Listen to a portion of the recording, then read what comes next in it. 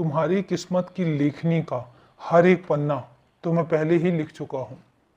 तुम्हें अगर चिंता होती है तो बिल्कुल भी चिंता करने की ज़रूरत नहीं है, क्योंकि वो सारी चिंताएं तो मैं अपने ऊपर ले चुका हूँ। मैंने पहले ही वो सारी चिंताएं दूर कर दी हैं।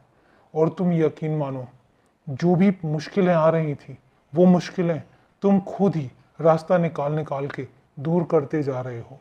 रास्ता मैं दिखा रहा हूँ लेकिन तुम उस रास्ते पर चल रहे हो। तो वैसे भी परेशानियां हैं ही नहीं, क्यों परेशान होते रहते हो। मैं तुमसे एक बात कहता हूँ कि तुम्हारे घर का अगर तुम कहीं 10 रुपये भी खर्च करोगे और तुम चाहोगे और तुम कहोगे कि बाबा इन 10 रुपयों का सदुपयोग करवाना, तो यकीन मानना कि तुमने किसी भी इंसान को क्यों ना दिए हो, चाहे वो कितना खराब से खराब इंसान क्यों ना हो, मैं उसके हाथ से भी उन रुपयों का सदुपयोग ही करवाऊंगा। ऐसे जगह पे खर्च करवाऊंगा जहां पर सिर्फ और सिर्फ पुण्य लगेगा। तो इसलिए अगर तुम कहीं भी कुछ ऐसे रुपए भी दे देते हो और उसके बाद तुम्हें पछतावा होता है कि तुमने गलत हाथों में या गलत जगह पर दे दिए, तो तुम्हें परेशान होने की ज़रूरत नहीं है। बस तुम एक बार मुझसे कह दो, और अगर नहीं भी कहोगे तब भी मुझे पता चलता है कि तुम चाहते हो कि तुम जितना भी धन खर्च करो वो धन हमेशा पुण्य काम में खर्च होना चाहिए।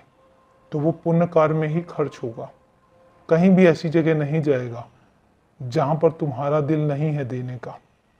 तुम्हारी हर चीज का सदुपयोग होगा।